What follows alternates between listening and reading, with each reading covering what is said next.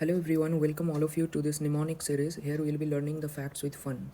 So today's topic is the branches of external carotid arteries at the level of neck. Now as we know that at the level of neck we have the common carotid artery. This common carotid artery is bifurcating into external carotid artery and the internal carotid artery, and we can differentiate them at the level of neck by saying that internal carotid artery do not give any branches at the level of neck, and whatever branches are coming out from the carotid is actually from the external carotid artery. So by that we can identify there's an external carotid artery or internal carotid artery. So now if we focus on the arch of aorta, so if I see this arch of aorta is going like this, okay, this. So arch of aorta originating on the right side and it is going to the left side, and this is becoming descending aorta, descending thoracic aorta, then abdominal aorta after piercing the diaphragm. The first branch of arch of aorta, okay, the first branch of arch of aorta, please remember I am saying arch of aorta, is brachiocephalic trunk. It is brachiocephalic trunk.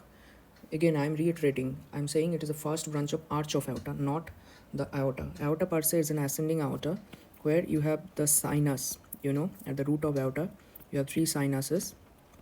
From the two sinuses, two coronary arteries arise. So the first branch of aorta per se is the coronary artery, okay, but arch of aorta gives first branch the brachiocephalic trunk. This is left common carotid, and then you have left subclavian artery.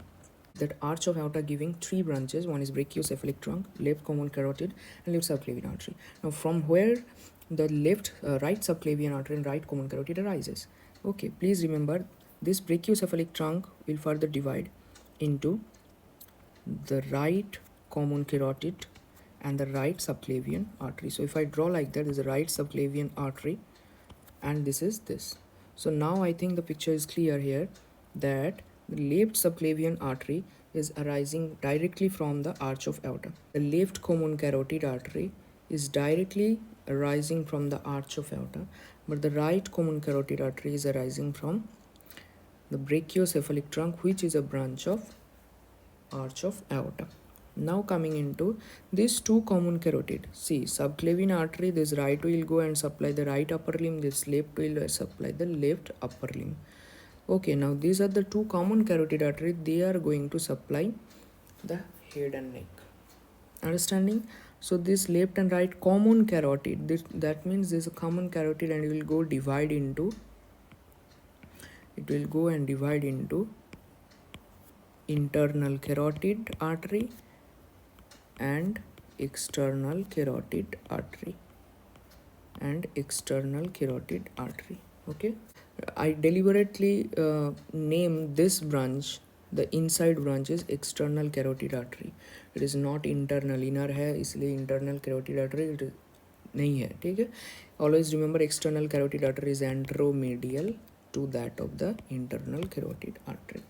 Now coming into the branches, see here you can see this is the arch of aorta which is giving the first branch, that is brachiocephalic trunk, okay. Now this brachiocephalic trunk will divide into common carotid. See, this one is the right common carotid and this is going to be the right subclavian. So this is right subclavian artery, okay, and this is going to be right common carotid artery, okay, right common carotid artery. Very important that this common carotid is going and this common carotid is divided into this one and this one. Now is that this branch is not giving any arteries. See, internal carotid artery at the level of neck, it is not giving any branch. But if you see this branch, okay, this branch is going to provide this artery. So many arteries are coming, even it is terminating by giving superficial temporal artery. So this is what is our artery of concern, that is external carotid artery, okay. So I think everything is clear now. Just before going to discuss the branches of external carotid artery, I wanted to form the basics. See, external carotid artery, the branches can be remembered with this mnemonic, that she always like friends over papa, mama and sister, okay. C is for superior thyroid artery, which is the first branch of external carotid artery, which is the first branch of external carotid artery. Okay, see here carefully, this is the common carotid, it is going external ka first branch that is going to supply the thyroid gland, that is superior thyroid artery. Are you able to understand? Are you able to follow this? This is superior thyroid artery, and this is going to be the first branch. Okay, so this is she.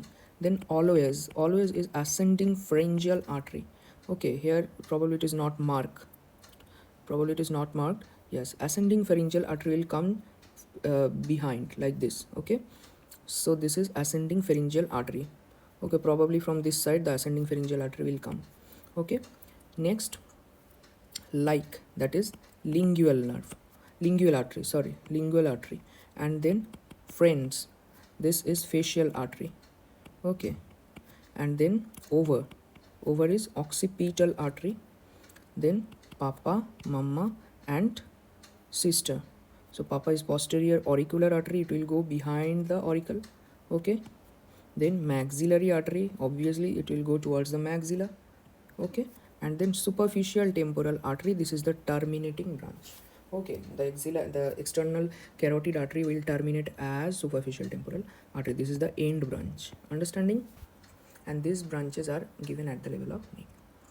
So you have superior thyroid artery, you have ascending pharyngeal artery, you have lingual artery, facial artery, then over occipital artery, maxillary artery, and ultimately it will give superficial temporal artery. Okay, now we can follow the arteries here.